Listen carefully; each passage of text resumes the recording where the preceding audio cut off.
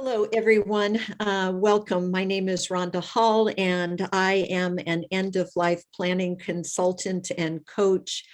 My journey has taken me from womb to tomb, starting out as a birth and labor coach, doula, and now I find myself really focusing on end of life. And the topic that we're going to talk about today is a very tender one. Because we're going to be talking about loss, death, and dying through the filter, through the eyes of children as they experience a loss. And I feel very fortunate today to welcome Glo and Charlie, who have been very courageous to step forward and talk about a very vulnerable subject that oftentimes between the two of them as siblings, they have not really yet had the opportunity to explore. So hopefully a lot of wisdom will emerge that will actually help to turn the tragedies that they've experienced into something very powerful that is able to help other parents and families. So welcome, Charlie and Glo. Thank you for being willing to join in on this call today. And where I would like to start is perhaps, Charlie, could you give us the thumbnail of the number of siblings in your family, the ages that they are, and then the time that your family experienced death? Yes. Gladly, Rhonda. Thank you. My family of origin and Glo's, originally, my parents had 5 children. They had 3 sons and 2 daughters. And I was the 3rd son, and Glo was the 2nd daughter and the youngest child of the 5 of us. My brother Nori was the firstborn, born in about 1944, and then came Donnie, who was born 2 or 3 years later in about 1946, and then myself was born in 1947. I am now 74 years old, so what I'm talking about took place 60, 70 years ago. Chris was born in 1953, and I'm sorry, 1950, and Glo was born in 1952. If I have that right, it's those years are plus or minus 1. Yeah. At any rate, the deaths we experienced in our childhood was my brother Donnie was killed in a tragic auto accident where he tried to drive my mother's car and was run over by her car and was killed at age 3 when I was 1 year old, and Glo and Chris were not yet born. Mm-hmm. The second sibling who died was our oldest brother Nori, who had leukemia, and after a 3-year illness, died right after he graduated from high school. And he died when he was 17. And those were the 2 major deaths we experienced when we were children. So does that answer your question, Rhonda? Yeah, that does. And then you both also experienced the passing of your father at a relatively early age. So you had 3 deaths that you were processing within your. Yes. My father died an early and untimely death in 1972. And that was the 3rd major death that we had experienced in our first 20 years, let's say. Right.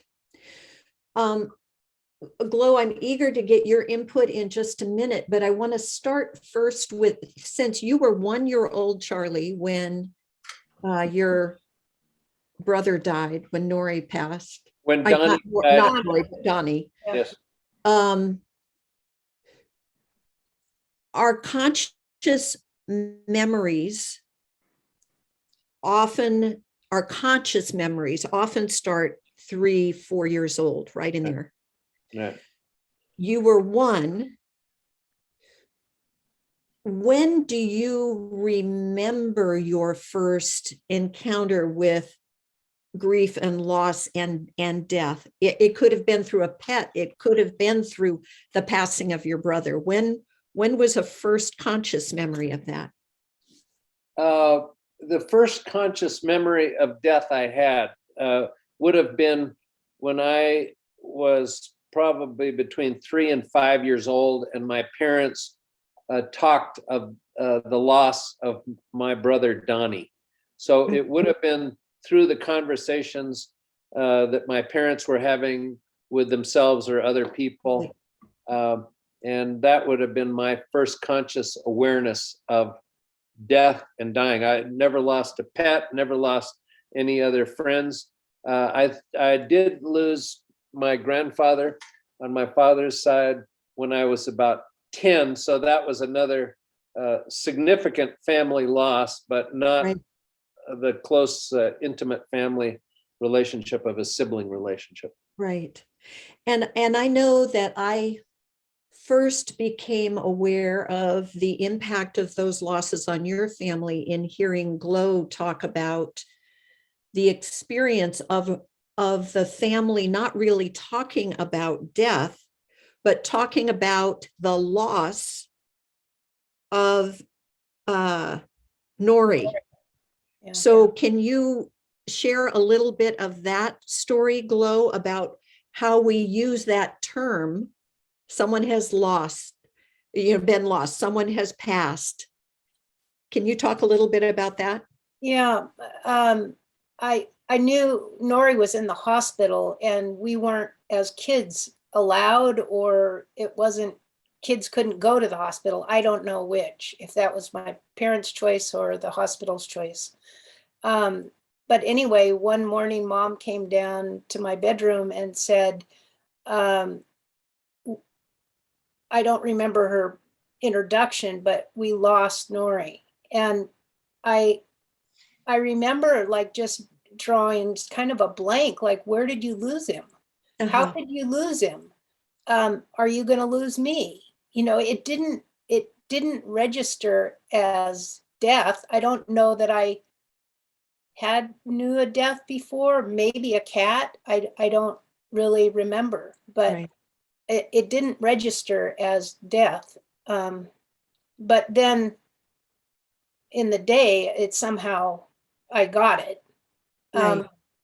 And then what I remember was of sometime, I remember being sent to the neighbors, and I thought all 3, Charlie and Chris, also were sent to friend's house.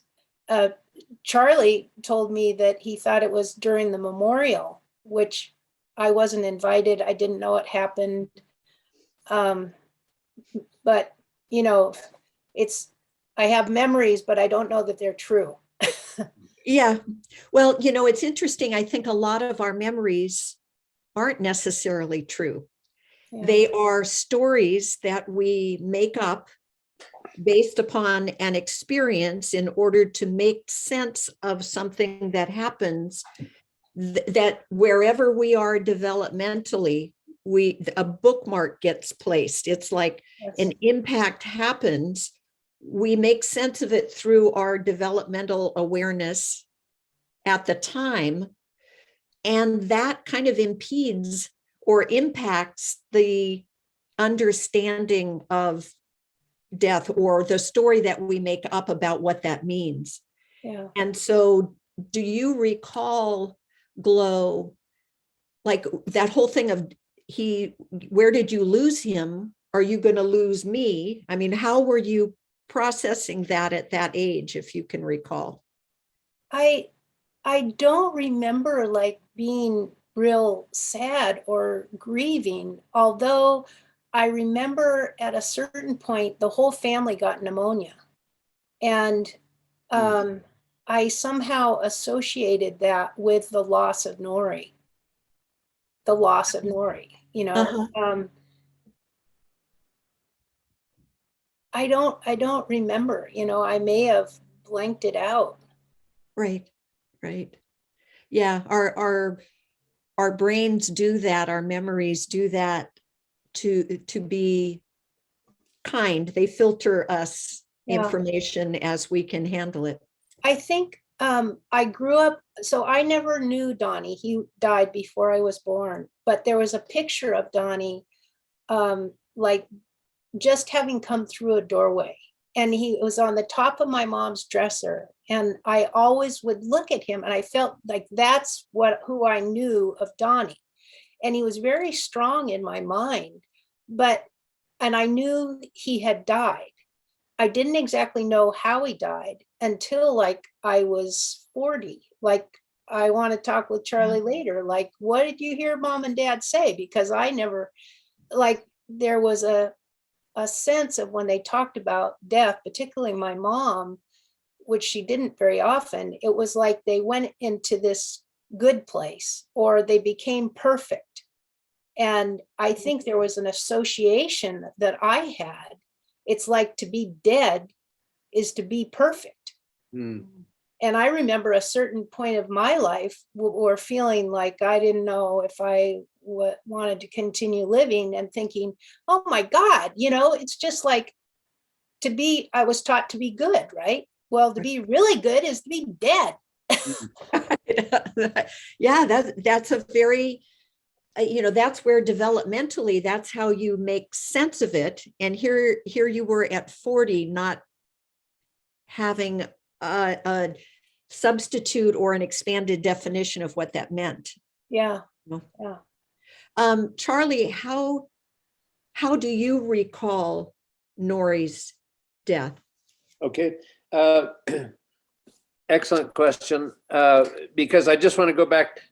Donnie, I was not conscious of. At 1 year old, I was just not aware. It was only through the stories and conversations of my parents. And I just want to say that my mom always used to refer to Donnie as her little angel.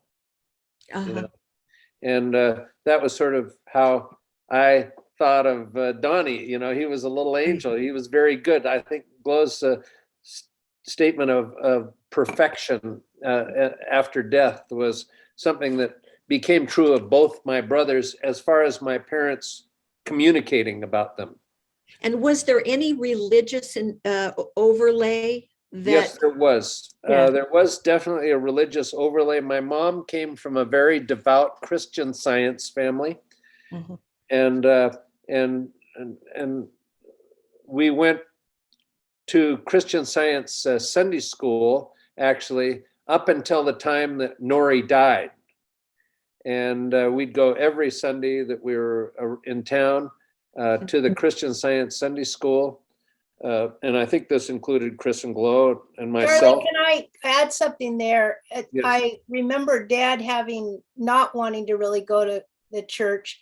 He wanted to go skiing, and his belief was that, you know, God is in the mountains, you're higher up. And so we would go to church in our ski clothes and then go skiing after church. Yes, my parents had a very different religious perspective.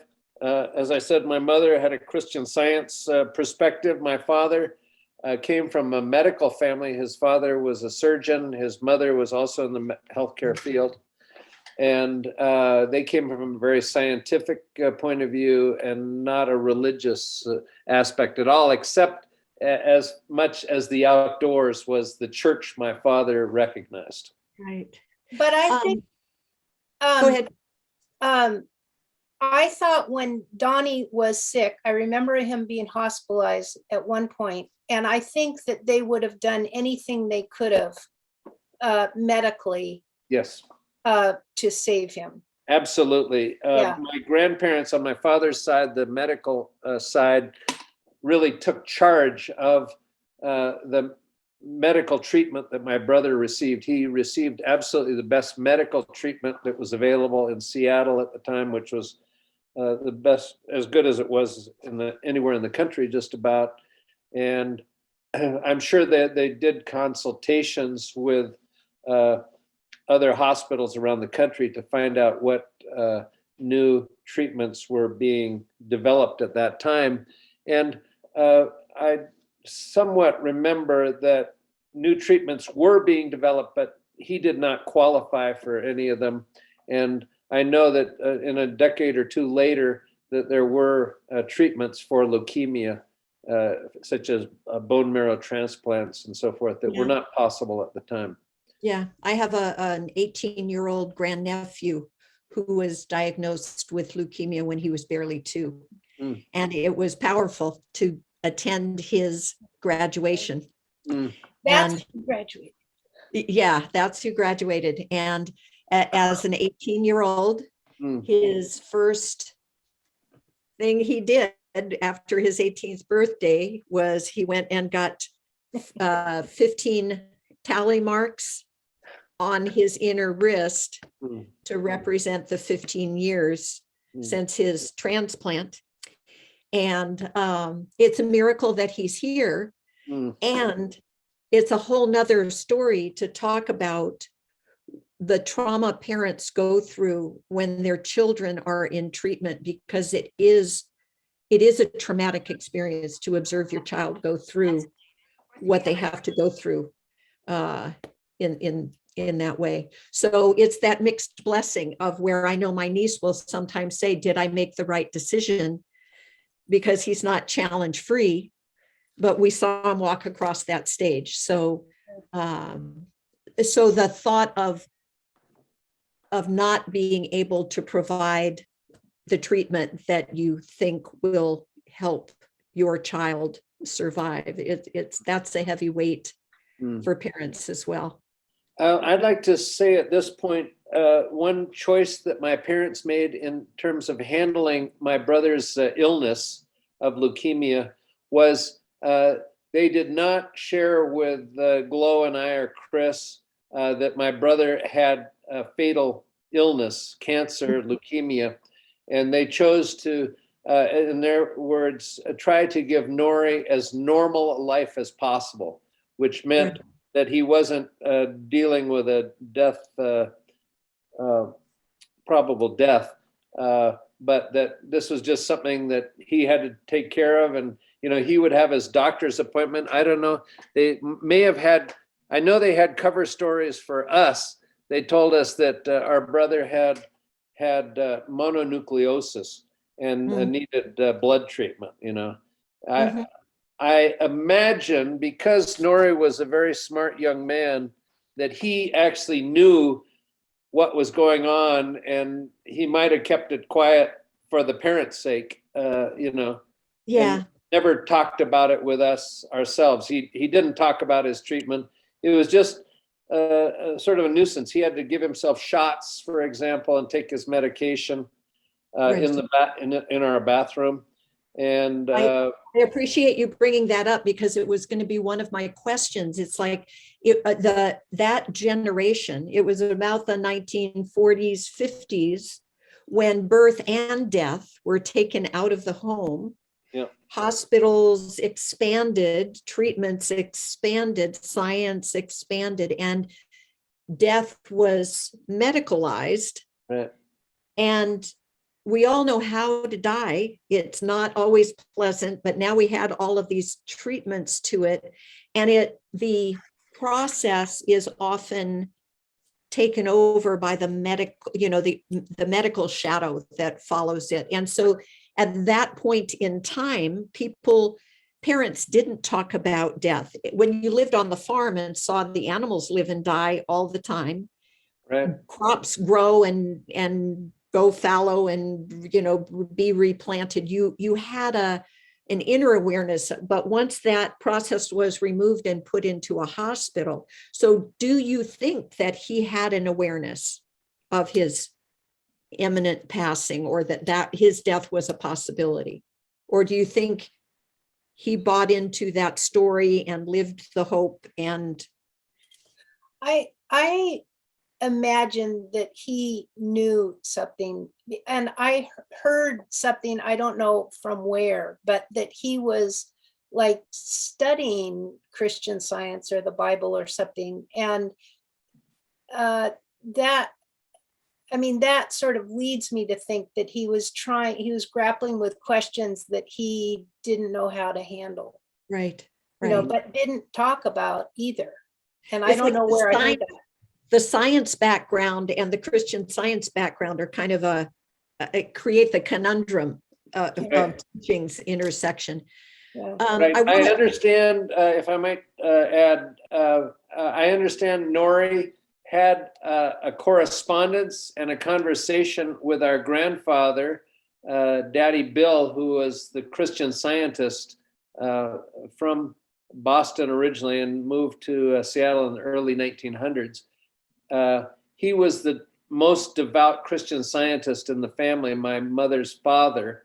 And he and Nori had some kind of conversation, dialogue, and a correspondence, I imagine, about dying, because Christian Science has a very different perspective on life and death. As they say, man is spiritual, he is not material. They really don't believe in the physical body. They say we're primarily spiritual beings with bodies, having a human experience, as opposed to bodies that might have a spiritual aspect. Right, right. Yeah, it's interesting. It's probably a whole separate conversation to be had, but I'll throw it in because I know it's influenced my work. I had a near-death experience when I was 17, which shifted things for me, and it led me a trilogy of losses. My grandmother, a high school friend of mine, and then a friend of mine lost. Her son died by drowning when he was just 2 weeks shy of his first birthday. So those three losses nudged me into doing work with Elizabeth Kubler-Ross. In doing the work with Elizabeth Kubler-Ross, who really is the grandmother of the hospice movement and the whole death and dying conversation,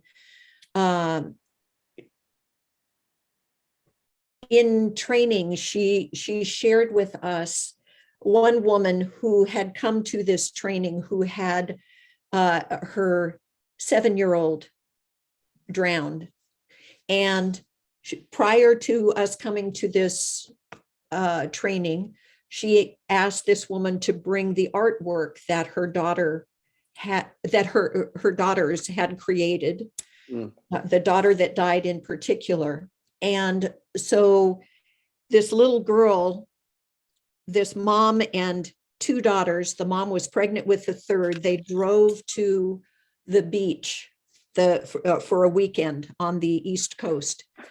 The father was going to join them later. I think it was somewhere out in the Hamptons or out that direction. And I'm not that familiar with the East Coast, but they were going, and they were going to meet up at a cottage that they had rented.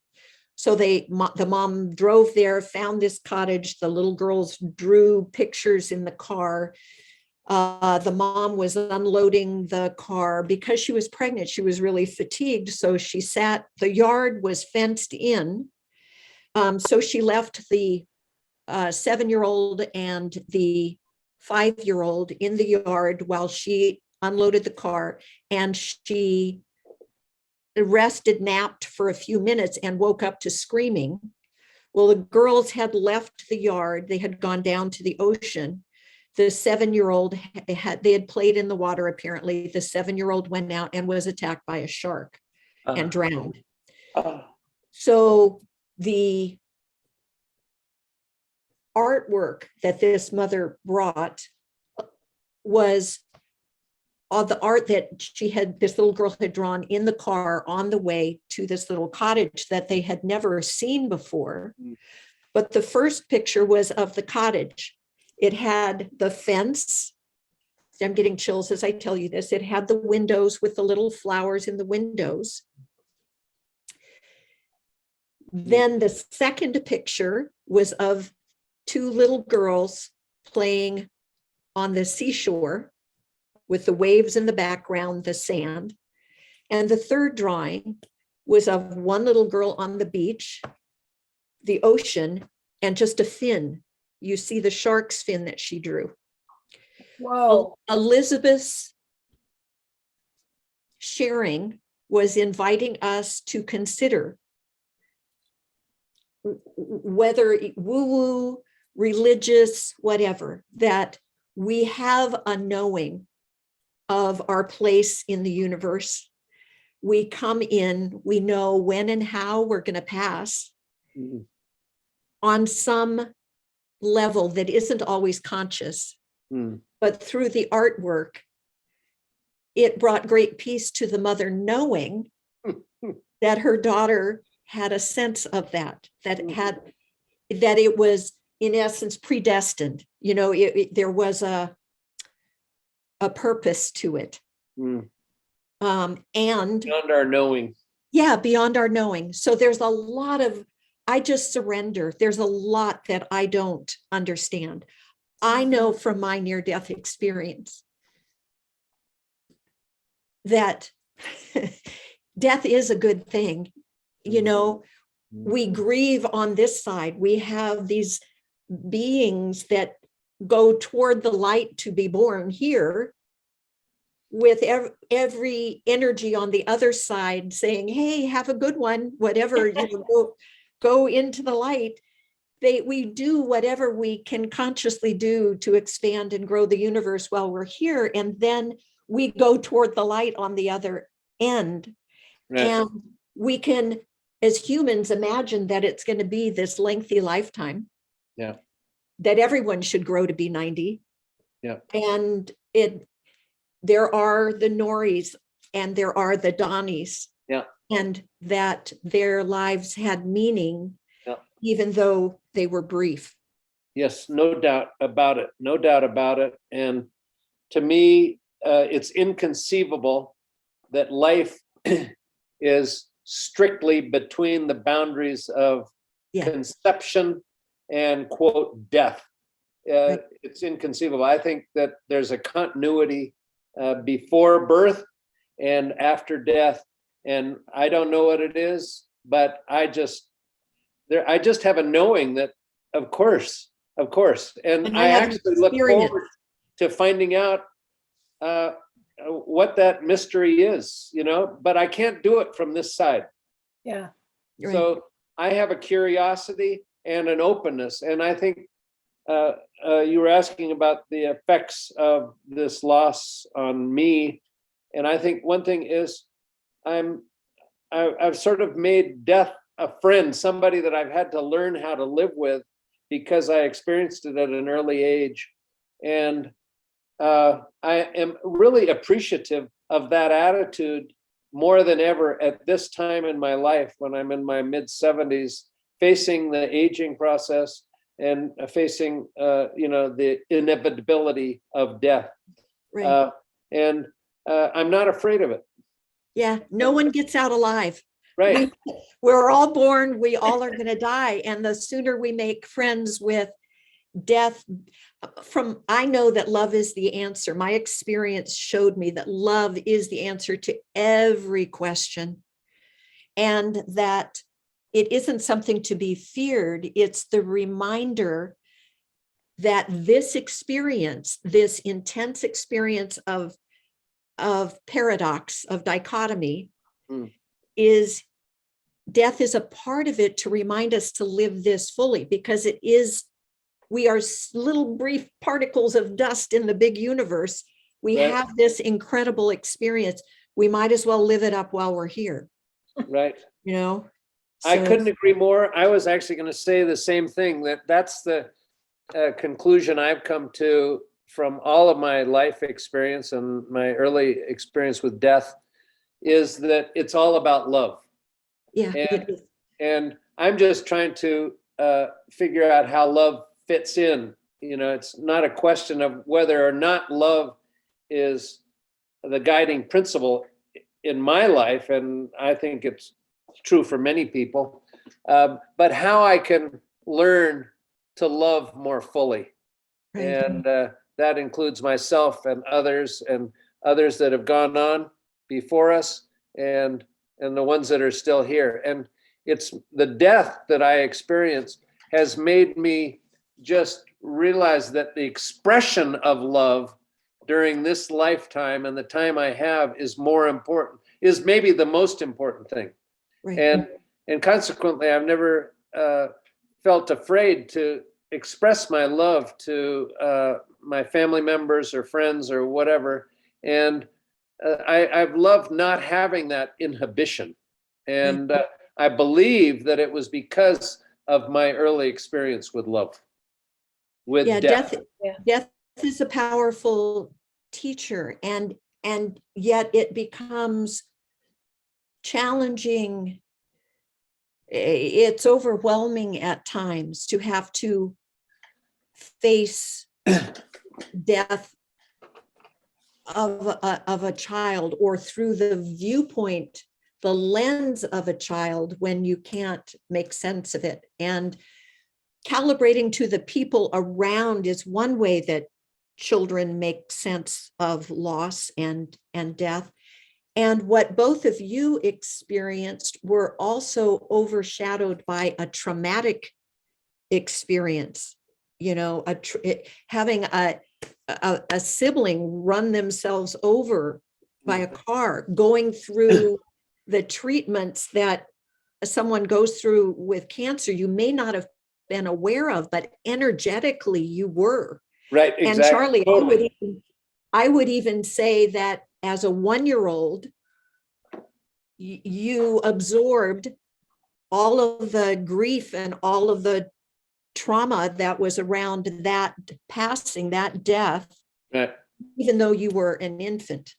No doubt about it. I want to say that my life was divided at age 1 for me.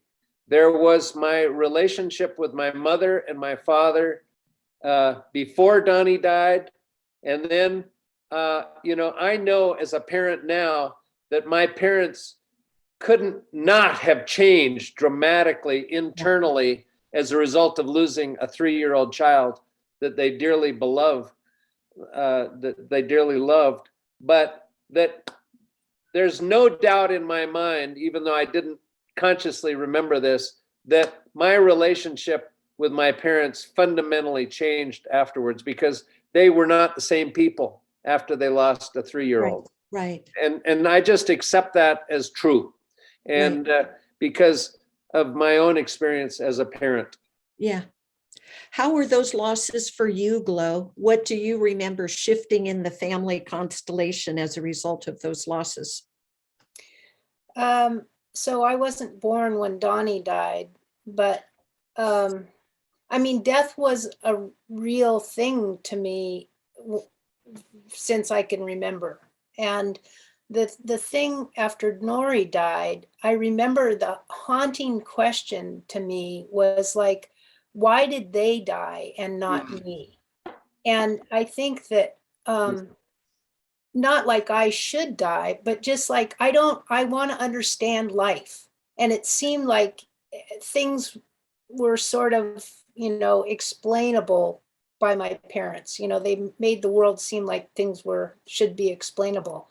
Right. But I was interested in questions that weren't so, existential questions. Why am I here? What's important?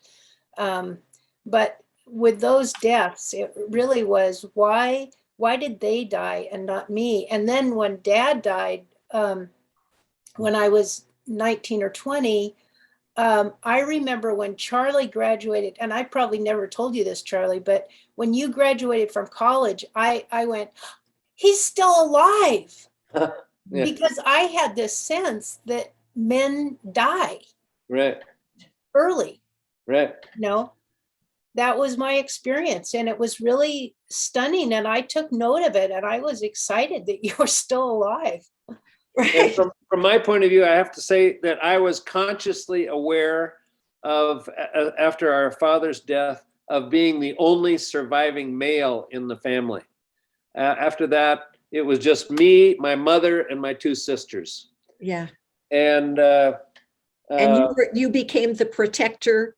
yeah, You had to really step into that role that we've imposed in many ways on our men. yeah. I That's felt that even stronger, actually, at Nori's death. I wanted to just put this in here. Is that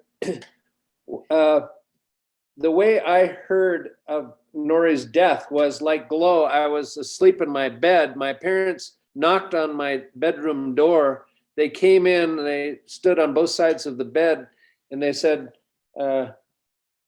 Charlie, we're sorry to tell you, but Nori died this morning. Mm. No details, just Nori died. And it, like Glo said, it was a shock out of the blue, and I couldn't make sense of it. Right. And they said, and we're counting on you to be the eldest child in our family and the older brother to Chris and Glo. And we know you're going to do a great job. And here I sort of had this Dennis the Menace personality up to this time. And it was like getting a field promotion in the Army or something, like it was in the middle of a war. And I got a field promotion to eldest Wow. child and oldest brother. And it was a heavy load that I took on for my identity and the job I had. And they said, and the next thing that my parents said was, and now we're going to let you just absorb this and be quiet. Come on upstairs when you're ready. And, we have to tell Chris and Glo. And they told us, each one of us individually, when we were still coming out of sleep. So you were, so there you are in an altered state. You come out and now you've been given this information, and it's a lot then just to process because of the ages and pieces of development where you were. Yes, no doubt. Yeah. Glo, how did those traumas feel to you? Just the abrupt learning that your brother had died. It was that they lost him. So it's like, where did they lose him? Yeah, I mean, I don't think at that point I even realized it was death necessarily. It was just like in a suspension, and probably until I went upstairs and, joined with the rest of the family. But I was thinking of one impact of the deaths at an early age was I think I was scared. I didn't have a partner in my life for most of my adult life. I was married for a couple of years in my mid 40s, but I realized at my mom's death in 2009 that one of the reasons I didn't have a partner, I was scared of them dying and not being able to handle it. And I remember being in the corner of the kitchen after my mom died, and she died in my home with Charlie and Chris there.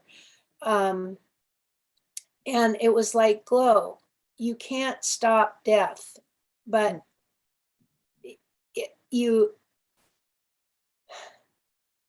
it was like really facing it.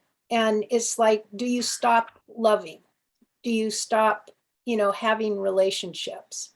Right. And it was at that point that I think I really went, okay, I want a partner.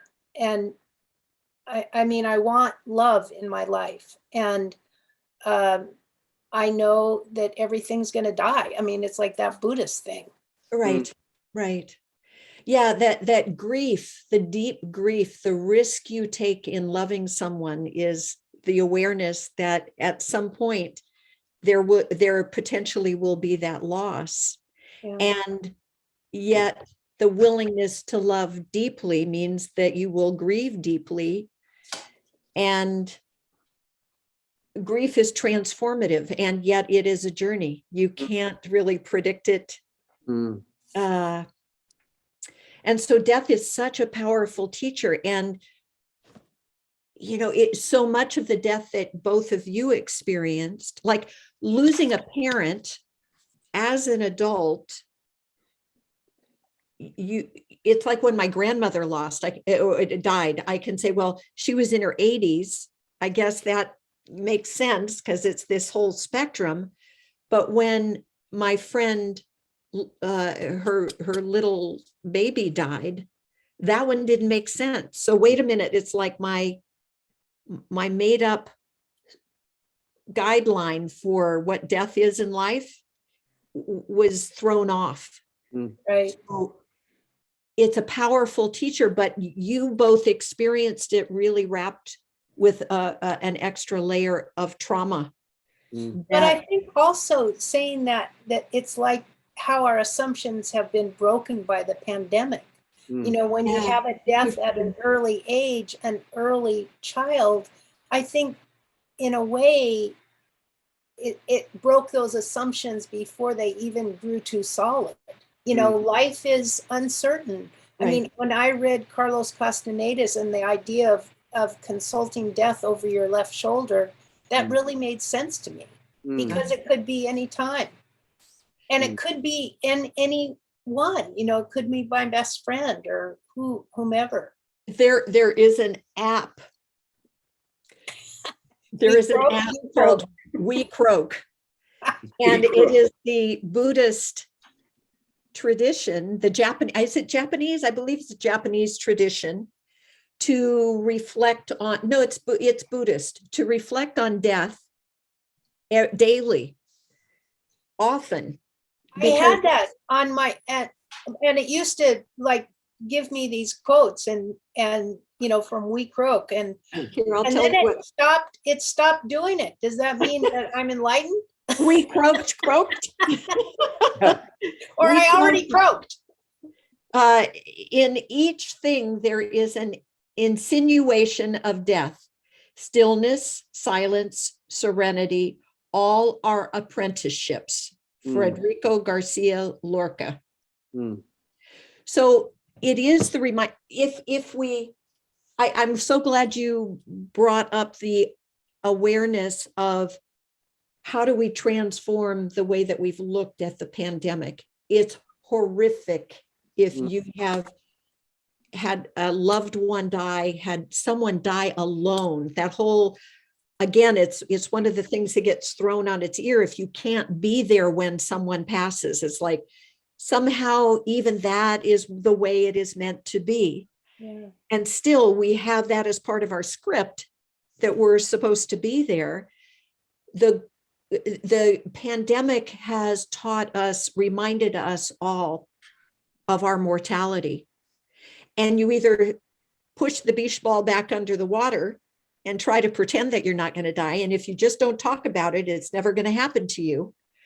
And the other reverse fear is that if you do talk about it, it will, well, it's going to happen to all of us. But all I need to do is look out, and we are in the season of spring that leads to summer, that leads to fall, that leads to winter, that leads to spring. We're constantly aware of death. Our kids are, it's interesting to me, our kids are surrounded by this glorified death on devices and television shows, and we go toward that, but we don't want to talk about real death, like what the lessons that are buried, often wrapped in trauma around loss. And I remember when my parents passed, I was in my 40s, but I still felt orphaned. And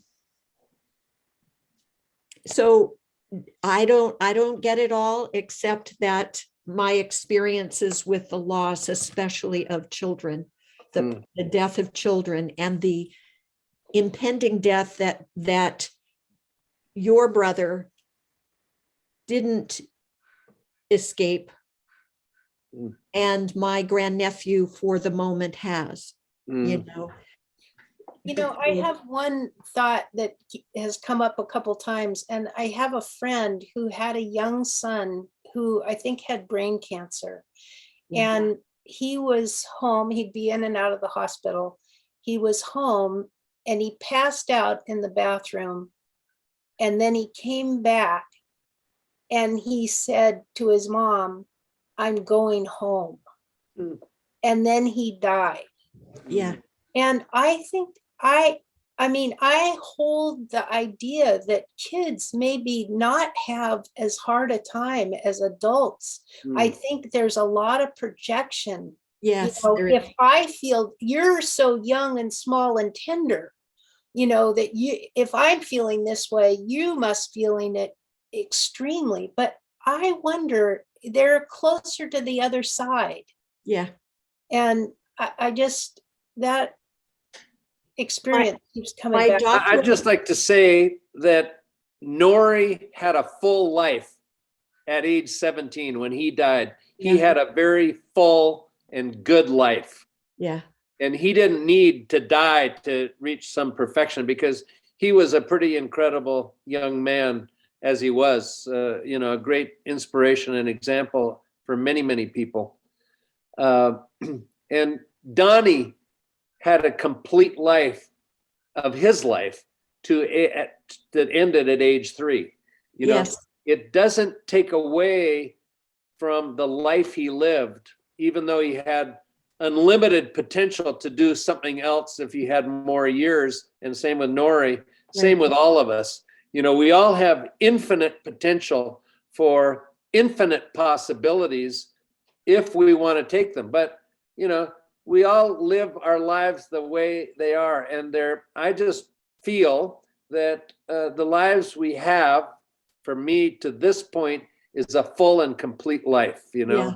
And I'm grateful for every day I've had. And I can't take tomorrow for granted. I'd say that's one big thing I've learned from the deaths of that I experienced at a young age.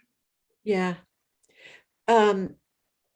Glo, as you have walked your life with these experiences being a part of the fabric of who you are, even though you yourself haven't had children, how, if you had a parent sitting before you now who is in the middle of a trauma, who is in the middle of experiencing that grief, what wisdom or guidance can you glean from what your experiences are and what how you've been able to transform them in your lifetime? I think I would want to listen. I would want to draw them out. I would want to validate whatever they're feeling and just see where it went.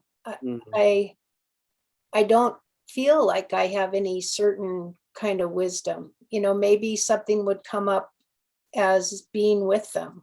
But I think, I had a feeling in growing up with, especially with Mom, that feelings of good and above were acceptable. And the others not only were not good, but didn't exist. Right. You're not angry.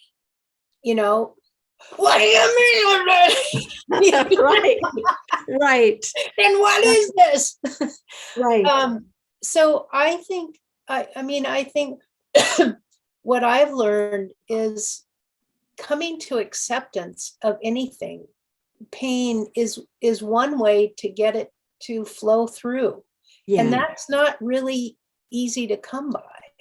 But Yeah. I think listening and holding someone, validating their experience, I would hope that I would do that. Yeah. So it would be holding the space for them and giving them permission to express what your parents never got to express. Yeah. Yeah. Yeah. Yeah. Or to feel and to let it out. Yeah. Yeah. How about you, Charlie? What would your gift of wisdom be from your experiences? I think Glo really put the capstone on it. It's about listening and opening our hearts to another person who's going through their life experience. Maybe it's going through loss, grief at that particular point. And I would just want to be available and present for them in whatever way I felt I could be most supportive to them, because realizing the agony and all of the powerful feelings that they're experiencing, and those feelings change from hour to hour, Yes. and just to be present and to listen or reflect in a way that's most helpful for them. That's what I would like to do. Well, and I would imagine, just from listening to both of you, that because of your experience, you are more resilient around someone else's grief process.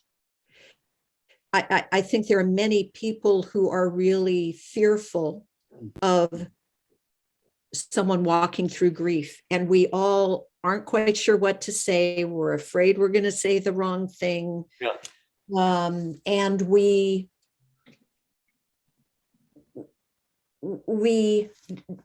just are at a loss. We're protecting our own fear of it. Right. And, I'd like to add something here. I Yeah. had an interesting experience in my men's group, which has been together for over 10 years. And one time I was going to be the facilitator for the evening, and I decided I wanted to do it on death. And so I came up with a question, if you realized you only had 1 year or 1 month to live, what would you want to do? Well, when I announced this topic, I had 2 of the men in the group immediately say, I'm not getting involved in this conversation. I don't even want to deal with it or talk about it, and I'm leaving unless you change the topic. And so we weren't able to have that discussion, but it really showed me how threatening even a conversation about death and dying, as it relates to me personally, or any one of us, is for many people. And that was a real experience and learning experience for me. I feel gradually, and I wish it would happen, it will happen in perfect timing. Gradually, we are becoming more willing, more and more people, especially as a result of COVID, more and more people are willing to have that conversation, because we can't avoid the reality that there, but for the grace of God, universe, go I, that once people are given permission in a safe place, it's such a relief to have a place to work through your fears. And it is so much more satisfying, I think, when you don't have to go through that on your deathbed. Yes. And I have been with enough people that the lessons they learn, I think it's Bronnie Ware who wrote a book called The 5 Regrets of the Dying. It's nice to kind of handle that before you get there, so you can surrender in that moment. Right. I really feel for my parents, because I don't believe they were ever taught how to grieve or experience loss. Therefore, they were very, very inhibited in any expression of loss or grief in front of us, their children. In fact, they wanted to protect us from loss and grief, and they thought they were doing the best thing by not even talking about it. And yet, I think that did not serve them well, and I know for a fact it didn't serve me well. It took me much longer to work through the deaths of my siblings, my brothers, as a result of it, and I've only been able to do it over decades of time. They were of a generation where it's just interesting. I'd love to go back and dig deeper in how death got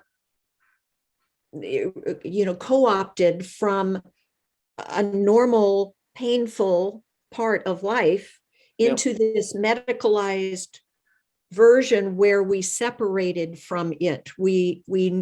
So you saying I'm making friends with it now. Yeah. I know that when my mom, I have an older brother who died when he was 3 hours old. And at that point in time, women were in the hospital for 10 days to 2 weeks after giving birth. And my mom, they were anesthetized for the birth. Yeah. My mom woke up for several hours. They didn't tell her that her baby had died. And then they would not tell her while she was in the hospital. 2 weeks, over 2 weeks, it's where the baby, then they had the service, the baby was buried. They wouldn't tell my mom where he was buried until she got out of the hospital, for fear that she would just pick up and go, So, and it was all from a loving place. Yeah. Of let's protect you from this information. Yeah. And I have an older sister, and then I came along. I know that I absorbed some of my mom's fear of losing another child. Yeah. And so, life is so much more than what as humans we can understand. I've Right. had glimpses of the other side to feel like I can be a bridge person and a greater spokesperson for saying, you know what, the veil is thin on either side, and it's thin at every time we experience any kind of loss. Right. And it is a relationship. To have a relationship with death as a part of life, to me, it opens the door to the whole journey being easier and more meaningful. Yeah. And Well, as an example, go ahead. I'd say that even having this conversation that we've had today makes me feel even closer to my sister Glo, Yeah. and it will open up other avenues of conversation for us to follow up on later. But just talking about it together, this shared experience, it was so profound at an early age, and we had such a different take on it because of our developmental age. Yeah. We can share, and it can enrich both our lives. And I've experienced this again and again with Glo and with our sister Chris also. And I especially appreciated the time we had with our mother when we brought her back from the care center to Glo's house. And we were able to spend 10 days together as my mom transitioned. And it was such a beautiful, it was as good as it could be under the circumstances, I'd say. Yeah. And Yeah. that was a really powerful experience for me, because I think with the several deaths in our family before, there was so much protection and fear around really just being open about death. And to bring my mom, who I knew she was dying, she would die in my house, in the center of my life. And Charlie and Chris and I held her. It was such a healing. It's like, I think I was always scared that death would destroy me. I mean, I in some ways, not like die, but destroy. Right. You couldn't handle one more. Exactly. Loss. Yeah. Was she experiencing dementia, or was she conscious? She was very, she didn't recognize any of us, and she'd been on a feeding tube for a year totally. And she had been in a Catholic nursing home where it was unacceptable to discontinue the feeding tube. And they told us that they may call Adult Protective Services when we took her to my home. And it was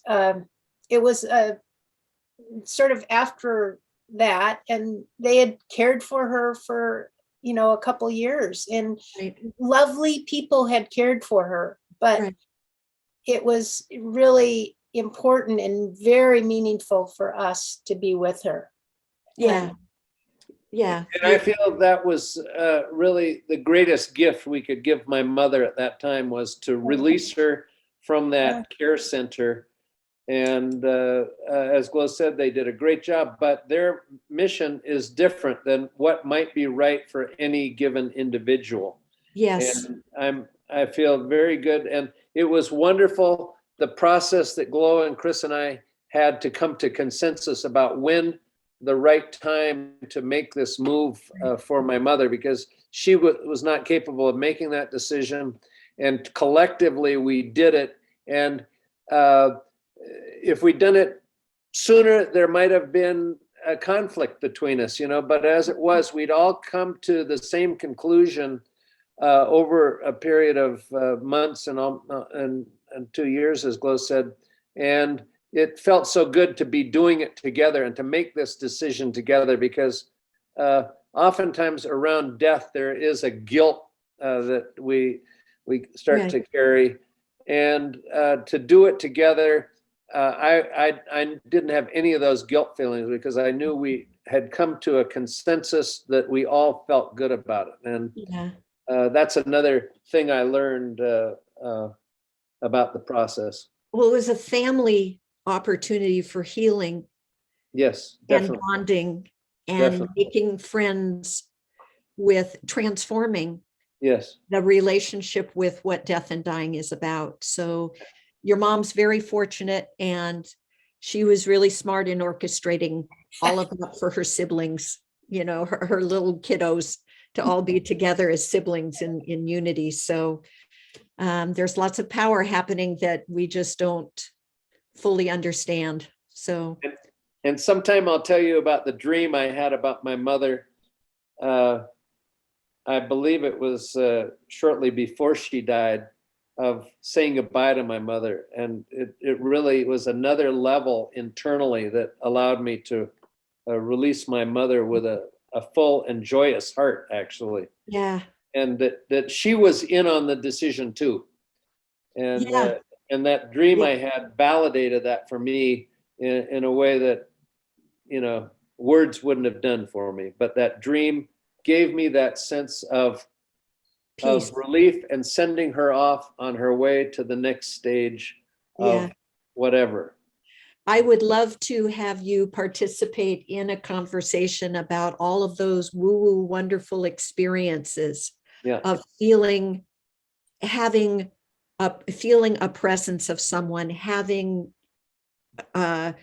dreams, having signs and symbols. My friend Mary still comes as a hummingbird. So that will be yet another conversation to be had. And I'm so grateful, deeply grateful to both of you today to share about such a vulnerable topic. I'm hoping that it added one other little layer of healing and insight to both of you, to understand better what each of you were experiencing that was different, yet the same. And I'm hoping that it will be, I don't even hope, I know that it will be an asset to people who listen to it, who have experienced really a loss anywhere along the line, but to children, understanding children's perception of how death exists as a part of life. I so appreciate you doing these conversations, Rhonda, just opening up the conversation around death and dying. I realize that whatever this time has been that we've just spent, it's just like I have been fully present. And I don't always say that. And, just the openness to death and dying, it's like it doesn't have to be all the time, but how little that happens, really. Yes. And how appreciative I am. Yeah. Well, again, I'm grateful to both of you for your courage. So. Rhonda, thank you so much. It's a great gift you've given us, and I hope it's helpful to other people. Yeah. Thank you, Charlie. Thank you, Glo. Bless you both.